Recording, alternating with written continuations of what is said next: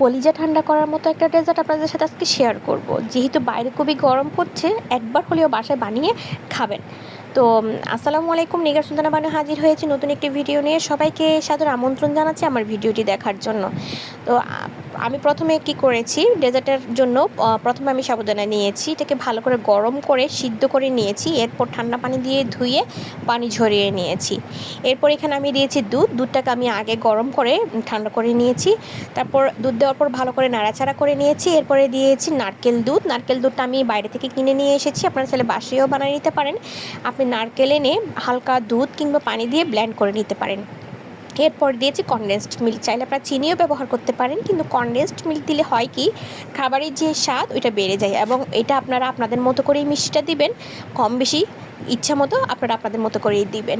এরপর condensed milk দেওয়ার পরে ভালো করে নাড়াচাড়া করে নেবেন, যাতে সাবুদানাটা দলা পেকে না থাকে। ভালো করে নাড়াচাড়া করার পরে আমি দিয়েছি ডানো যে ক্রিমটা থাকে, চিজ ক্রিমটা, ওই ক্রিমটা আমি এখানে অ্যাড করেছি 3 চামচের মতো। এটা দিলে হয় একটা ফ্লেভার বের হয়, খেতে খুবই মজা লাগে। যখন ঠান্ডা হয়, ক্রিমটা যখন ঠান্ডা খুবই মজা লাগে। তো ক্রিম দেওয়ার পরে আমি ভালো করে নাড়াচাড়া করে নিব।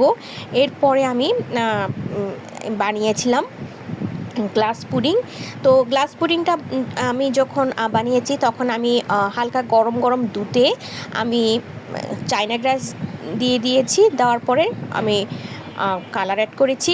কালার ছিল পিঙ্ক আর গ্রিন কালার। তো দুটো কালার আমি ব্যবহার করেছি। সাথে আমি পিউরি দিয়েও আরেকটা বাটিতে আমি গ্লাস পুডিং বসিয়ে নিয়েছিলাম ঠান্ডা করে।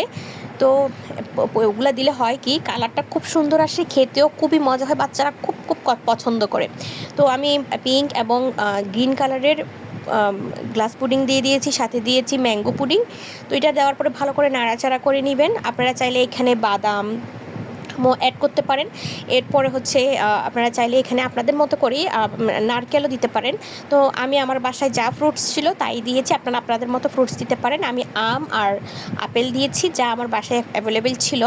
তো আপনারা চাইলে আপনাদের মতো করেই ফ্রুটস অ্যাড করতে পারেন। তো বাদাম অ্যাড করতে পারেন, সাথে নারকেলও দিতে পারেন। আমি এখানে নারকেল দিয়েছি, বাট আমি ভিডিও করতে ভুলে গিয়েছি। বাদামটা আমার বাসায় ছিল না, তাই দিতে পারিনি। চাইলে খেজুরও দিতে পারেন। তো এই ডেজার্টটা একবার বাসায় বানিয়ে খাবেন, বিশ্বাস করেন মানে খুবই মজা। এবং মানে যখন বাটিতে নেবেন, একটু হালকা আইসক্রিম নেবেন, একদম কলিজা একেবারে ঠান্ডা হয়ে যাবে। খুব মজাদার একটা রেসিপি, বাসায় একবার হলেও ট্রাই করে দেখবেন, খুবই ভালো লাগবে। আসসালামু আলাইকুম, সবাই ভালো থাকবেন, সুস্থ থাকবেন। আজ এই পর্যন্তই। সবাই আমাদের জন্য দোয়া করবেন এবং 5 ওয়াক্ত নামাজ পড়বেন, কারণ নামাজের উপরে পৃথিবীতে কোনো কিছুই নেই। যতবার আপনি নামাজ পড়ে আল্লাহকে স্মরণ করবেন, আল্লাহ আপনাকে স্মরণ করবেন।